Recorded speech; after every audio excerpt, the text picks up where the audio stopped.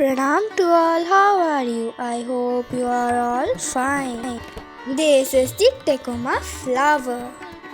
They are also known as yellow trumpet bush. And they produce clusters of trumpet-shaped flowers. And these flowers are loved by pollinators. Right now in Delhi, it almost rains every day and the weather is cloudy. That's why if we pinch or prune the plants right now, it will get more bushier. Here my mom is simply removing all the dried seed pods. Also because of a storm, she is checking if there is any kind of broken stems in the plants. She is also removing all the dried and damaged leaves in the plants. This plant is planted in a 8-inch ceramic pot.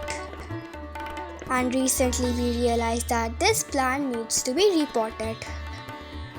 But repotting in a ceramic pot is a little bit risky. But we are still going to try and repot it before the rainy season comes in Delhi. Right now we are slowly trying to dig our plant. It is because we have to remove all the weeds from the plants. But we could not dig the plant properly because of the root bound. Now I am going to tell you some simple care tips of this plant. First tip is that trumpet vines can grow in full sun to partial shade.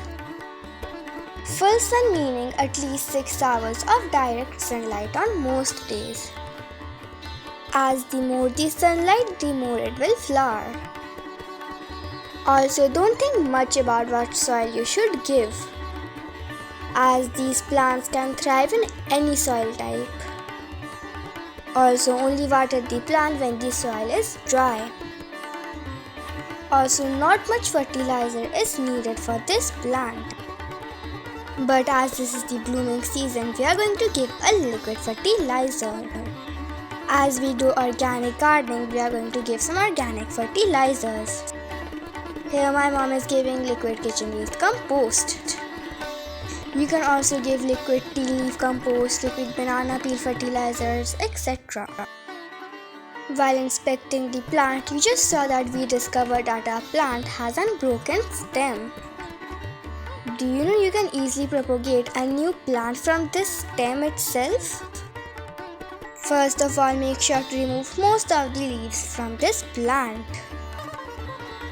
Then simply plant it in a 4-inch pot. You can add some aloe vera gel while adding to its stems. Or you can also give root hormones. But it's actually not necessary. After that, make sure to water your plants. After planting it, my mom covered this plant with a plastic. After you also covered it, make sure to keep it in a semi-shaded area. That's all for today's video. Thank you for watching. Bye bye.